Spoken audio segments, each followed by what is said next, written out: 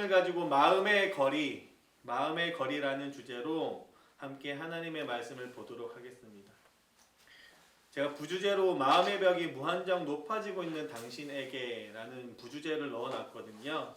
실로 요즘 시대에 마음의 벽이 높아지고 있는데요. 이 말씀을 통해 하나님 나라를 살아가고자 하는 우리의 마음들이 더욱더 새로워지길 소망합니다.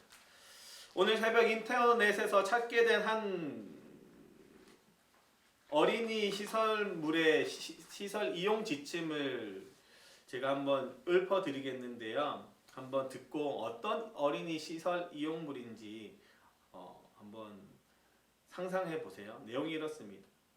이용권 사용 방법. 이용권을 가슴에 착용하고 어린이 놀이시설을 이용. 이용권 발급 대상 5세 이상에서부터 초등학생까지. 4세 이하 어린이는 반드시 보호자가 동행하여야 함. 이용권 분실 및 훼손으로 재발급 시 한 매당 5,000원.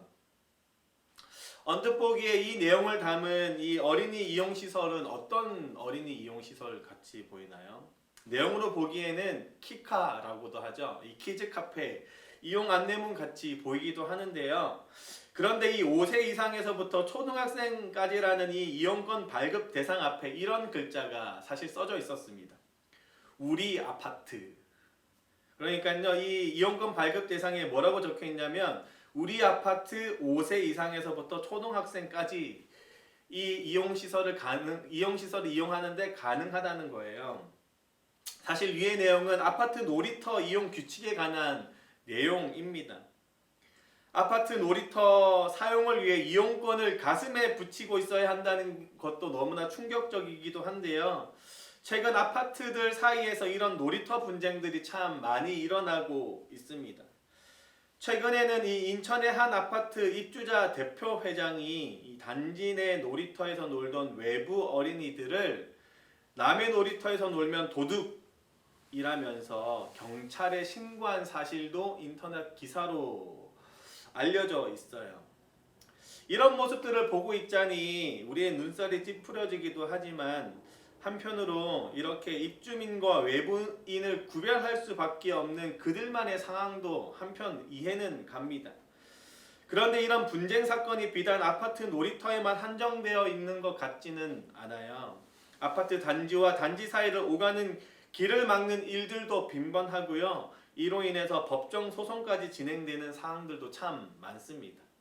사랑하는 성도 여러분, 우리는 과히 마음의 벽과 울타리를 무한히 세우는 시대를 살고 있습니다. 이웃 사촌이란 말이 궁색할 만큼 옆집에 누가 사는지도 크게 관심 가지지 않을 뿐만 아니라 오히려 층간소음으로 인해서 윗세대와 아랫세대가 원수지간처럼 살아가기도 합니다. 그리고 이 마음의 벽들로 인해서 서로 간의 마음의 거리는 무한히 벌어지고 있어요. 몸은 가까워도 마음의 거리는 점점점 멀어지고 있는 것이죠. 주거 환경과 관련된 것을 넘어 삶의 전 영역을 살펴보아도 이렇게 보이지 않는 마음의 벽을 치는 사건이 참 많습니다. 실로 관계의 전 영역이 그러한 것 같아요. 그리고 애석하게도 교회의 모습 속에서도 이러한 관계의 벽이 쌓아지고 마음의 거리가 멀어지는 모습들을 보게 됩니다. 분명 마음의 벽을 세우는 이유는 분명한 것 같아요. 그리고 때론 납득도 됩니다.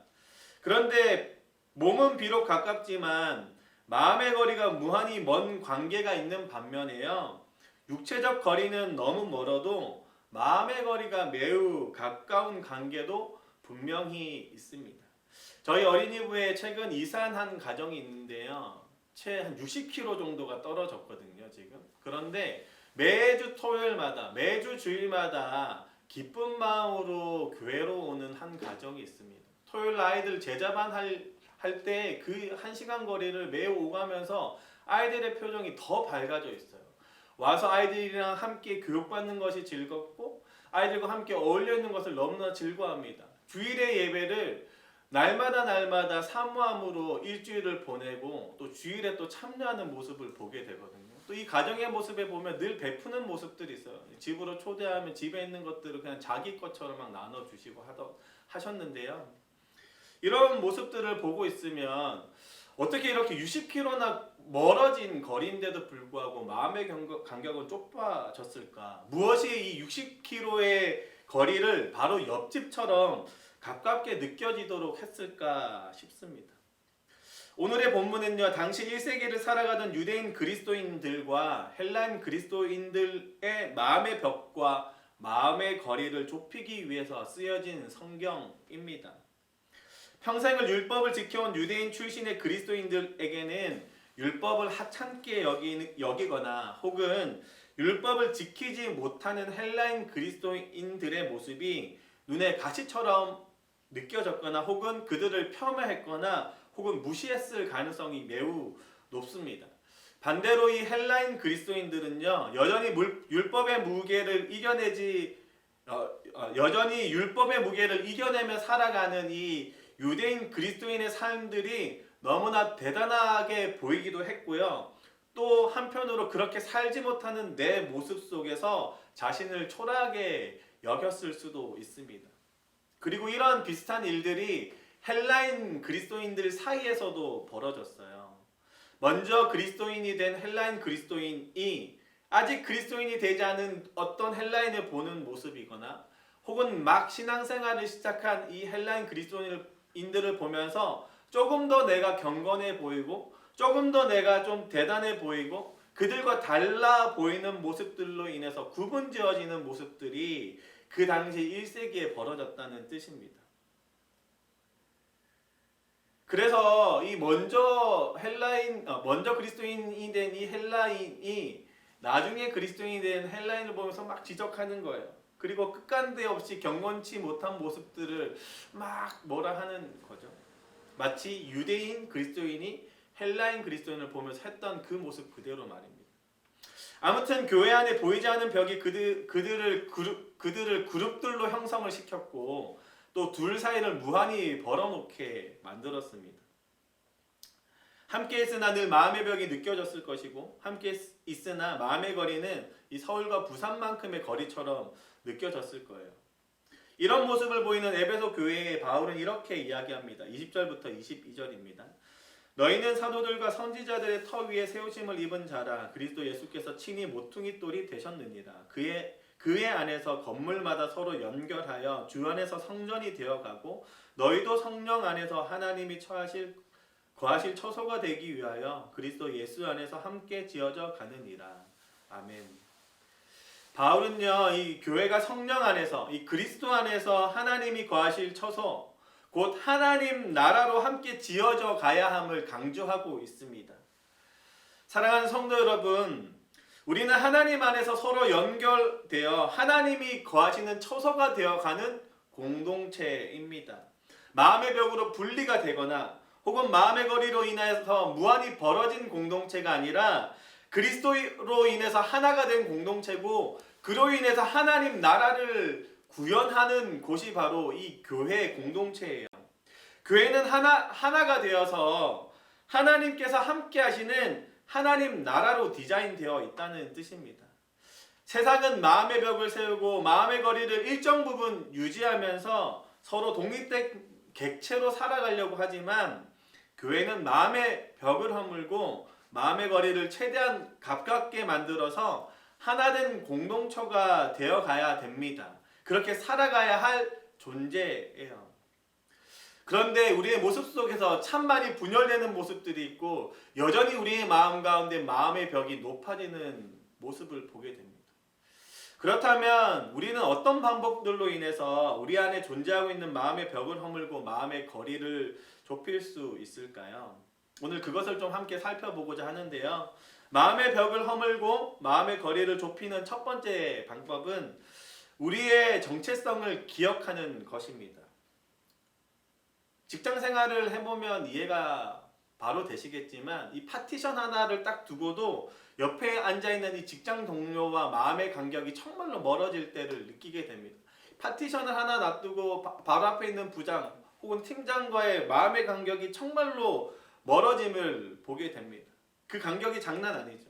같은 일을 하고 있고 같은 목표를 가지고 있어도 6시 땡 하면 서로 찢어지고 서로 마음이 달라지는 관계죠. 가장 가까워야 할 우리 남편들은 또 어떻습니까? 남편, 제가 늘 이야기하잖아요. 남의 편이에요. 그래서 남편입니다. 왼수도 그런 왼수가 없을 수 있잖아요. 그죠? 자식은 또 어떻습니까? 내 배 아파서 낳았어도요. 괜히 낳았다 싶을 정도도 정말로 많습니다. 마음의 간격이 가까운데도 가까워야 함에도 불구하고 정말로 멀 때를 보게 됩니다. 모두 마음의 거리가 멀어져 있는 상태인 거죠. 사람들은 왜 이렇게 마음의 벽을 만들고 있을까요? 아무리 육체적인 거리가 가까워도 왜 마음의 거리는 무한히 떨어지고 있을까요? 그 본질에는 분명히요, 정체성에 대한 문제가 있습니다.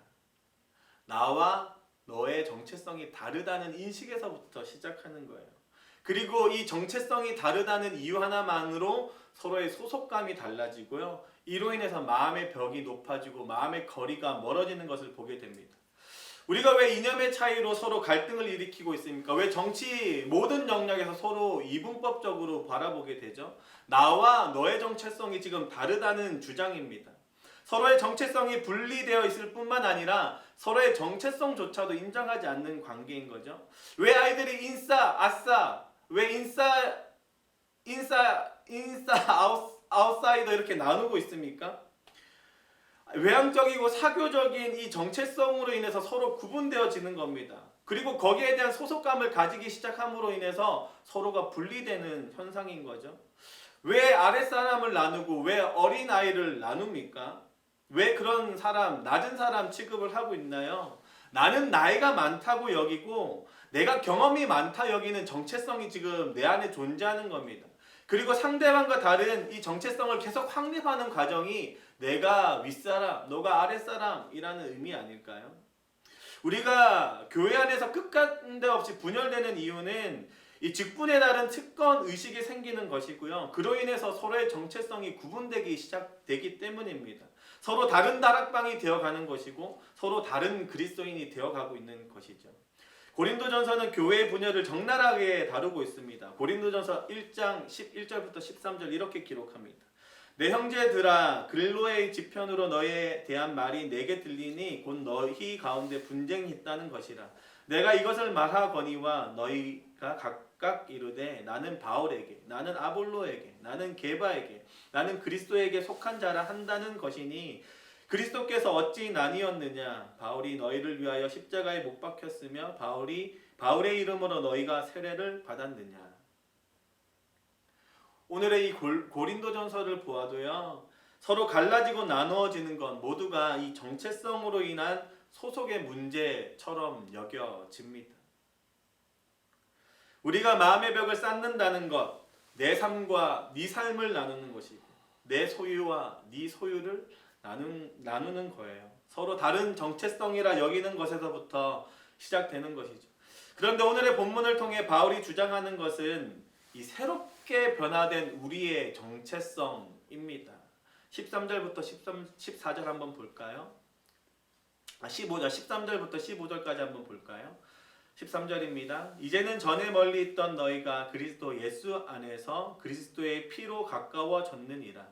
그는 우리의 화평이신지라 둘로 하나를 만드사 원수된 것 곧 중간에 막힌 담을 자기 육체로 허시고 법조문으로 된 계명의 율법을 폐하셨으니 이는 이 둘로 자기 안에서 한 새 사람을 지어 화평하게 하시고.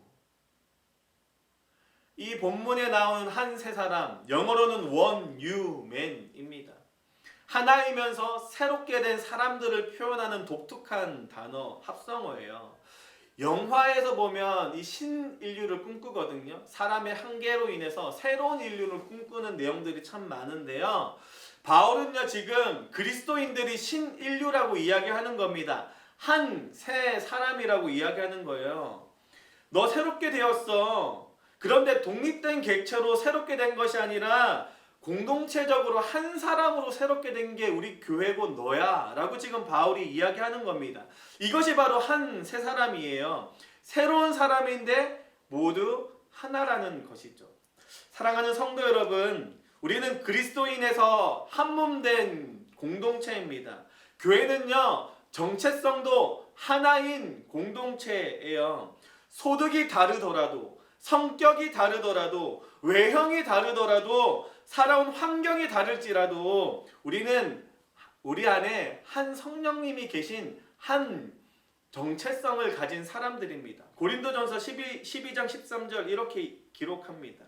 우리가 유대인이나 헬라인이나 종이나 자유인이나 다 한 성령으로 세례를 받아 한 몸이 되었고 또 다 한 성령을 마시게 하셨느니라. 아멘. 사랑하는 성도 여러분, 이것을 가장 먼저 기억하길 소망합니다. 우리의 정체성은 다르지 않습니다. 우리의 외형이 다를지라도, 우리의 환경이 다를지라도, 우리의 소득이 다를지라도 우리는 같은 정체성을 들고 있는 사람들입니다. 우리는 절대로 구분될 수 없어요. 우리 안에 같은 마음, 우리 안에 같은 정체성을 주고 계신 한 성령 안에 새롭게 지어진 한 새 사람들입니다. 그러기에 오늘의 말씀을 기억함으로 더욱 하나가 되어가는 우리 하늘꾼 공동체 되길 소망합니다. 그러면 그 안에 하나님의 함께하심이 드러날 거예요. 우리가 함께 한 몸이 되어가는 과정 가운데 하나님 나라가 드러날 겁니다. 우리 21절, 22절 다시 한번 볼까요? 21절입니다.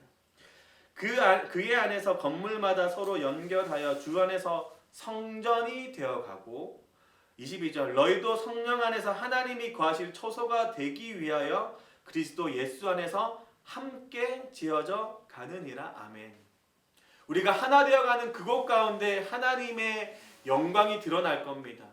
우리의 모습은 달라도 성령 안에서 그 정체성을 유지하고 있을 때 하나님 나라가 우리 안에 드러날 줄로 믿습니다.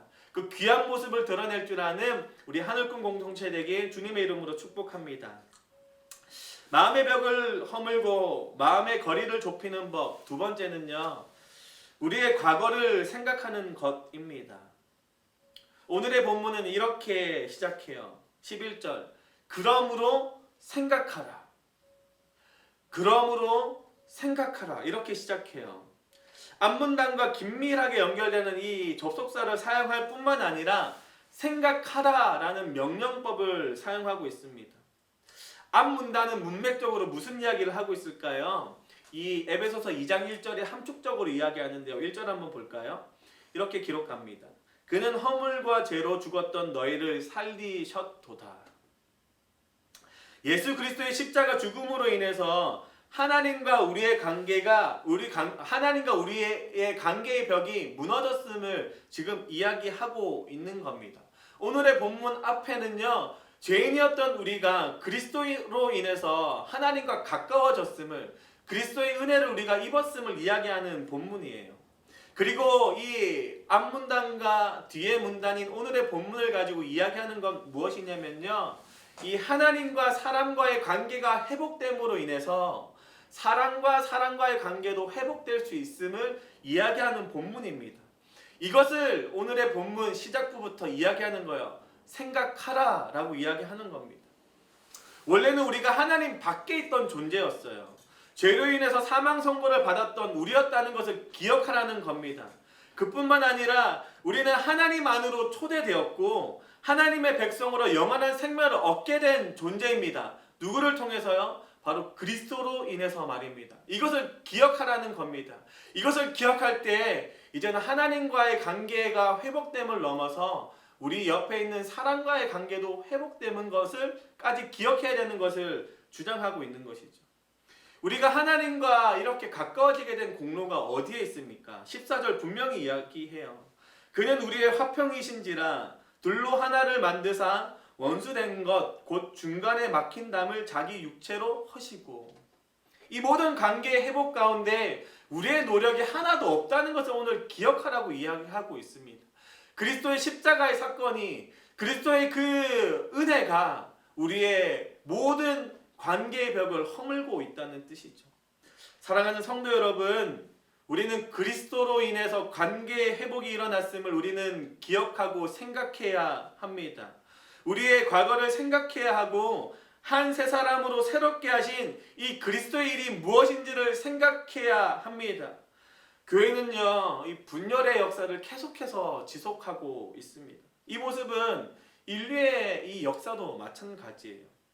이 분단된 우리 한국 이 조국의 땅을 생각하면 울타리 하나로 남북이 갈라져 있는 모습 그 자체가 바로 인간의 모든 관계 속에서 벌어지고 있는 모습과 동일합니다.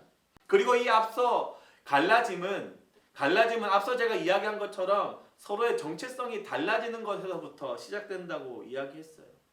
대부분의 종교들은요, 이런 다름을 그대로 인정합니다. 서로 다른 정체성을 그대로 인정하려고 해요. 힌두교를 보면요, 힌두교는 이 카스트 제도를 그대로 인정합니다. 그래서 신분에 따라 서로 정체성을 명확히 하게 하죠.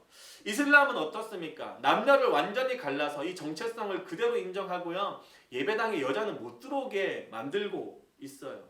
서로 계속해서 구분하고 있는 거죠. 몰몬교는 어떨까요? 이 그리스도로부터 시작하게 된 대표적인 이 이단 몰몬교는요, 흑인들과 함께 예배를 드리지 않습니다. 인종을 구분하는 것 그대로 가는 거죠. 정체성을 인정하고 다름을 인정할 뿐만 아니라 구분까지 하는 것이 모든 종교가 가지는 모습입니다. 그러나 기독교만큼은요, 이런 분리를 허용하지 않습니다. 다른 정체성을 인정하지 않아요. 왜 그렇습니까? 둘로 갈라진 이 마음의 벽을 허문 사건이 바로 십자가의 사건이고 이것을 믿는 사람들이기 때문입니다. 죄로 인해 끝간데 없이 서로의 정체성이 달라지고 서로의 왕국을 세워가고 분리되는 삶들을 다시금 연결한 사건이 바로 이 십자가의 사건이에요. 바로 십자가의 죽음과 부활 사건이 우리를 하나로 만들어낸 것이죠. 그리고 이 십자가의 죽음으로 인해서 하나님 밖에 있던 존재가 하나님 안으로 초대되었습니다. 이 십자가의 죽음이 현재의 내 모습을 만들어내고 있다는 사실 하나만으로 우리는 이제는 남을 구분할 수 없게 됩니다. 그들도 다시 하나님 안에 은혜로 초대되어지면 같은 정체성이 될 사람들이기 때문입니다.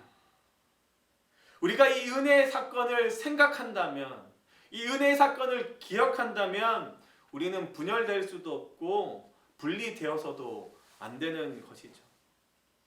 남들과 달리 내가 조금 더 경건해 보이고 내가 조금 더 지식적으로 알고 있다고 해도 이전의 내 모습에서 지금의 내 모습으로 빚어지는 것은 그리스도의 은혜로 빚어진 것입니다. 그러기에 우리가 남들을 폄훼할 수도 없고 남들을 다르다고 말할 수도 없는 것이죠. 이 그리스도의 은혜가 나를 빚어냈다는 것을 기억할 줄 아는 저와 여러분 되길 소망합니다. 이 그리스도의 은혜를 생각할 줄 아는 저와 여러분 되길 주님의 이름으로 축복합니다. 사랑하는 성도 여러분, 정말로 그리스도를 묵상함으로 인해서 이 관계의 넉넉함, 관계의 회복을 누릴 줄 아는 저와 여러분 되길 예수님의 이름으로 축복합니다. 마지막으로 이 에베소서 NIV 적용 주석에 나와 있는 한 구절을 제가 읊어드리고 설교를 마무리하려고 합니다. 소외, 분열, 비난, 하나님과 하나님의 목적으로부터의 분리, 그리고 소망 없음, 이런 문제들이 계속되는 한 사람들은 고독, 단절, 신뢰 부족, 그리고 낙심을 알게 될 것이다. 분명히 죄로부터 시작된 모든 관계의 단절이 우리를 더 고독하게 만들고 소외감을 느끼게 만들고 마음의 벽을 더 높게 만들게 될 겁니다. 중요한 것은 이곳에서 끝나지 않습니다. 또 이렇게 이어서 이야기합니다. 그리고 이런 문제들로부터 시기, 미움, 거짓말, 갈등, 남용, 살인, 그리고 전쟁과 같은 많은 죄들이 들어온다. 사랑하는 성도 여러분, 우리에게 그리스도가 없었다면, 십자가 사건으로 인해서 이 무한히 멀어진 간격을 좁힐 수 없었다면 이 사회에 무수한 죄들이, 무수한 미움과 시기와 질투와 무수한 아픔들이 그 간격을 메워감으로 인해서 우리는 더욱더 고독하게 되고 더욱더 분리된 삶을 살게 되었을 겁니다. 서두에 이야기했던 이 아파트의 분쟁 사건들이 다 이런 사건들 같아요. 하지만 우리는요, 그리스도로 인해서 이 무한히 벌어진 간격을 메운 사람들입니다. 마음의 거리가 모두 회복된 사람들이에요. 이 사실을 굳게 믿고 이제는 더 이상 미워하지도 미워할 수도 없는 아름다운 하나님 나라를 오늘에 구현할 줄 아는 저와 여러분 되었으면 좋겠습니다. 오늘 하루도 그리스도를 닮아서 마음의 벽을 허물고 오늘도 그리스도를 닮아서 마음의 간격을 가깝게 좁혀가는 저와 여러분의 인생들 되길 예수님의 이름으로 축복합니다.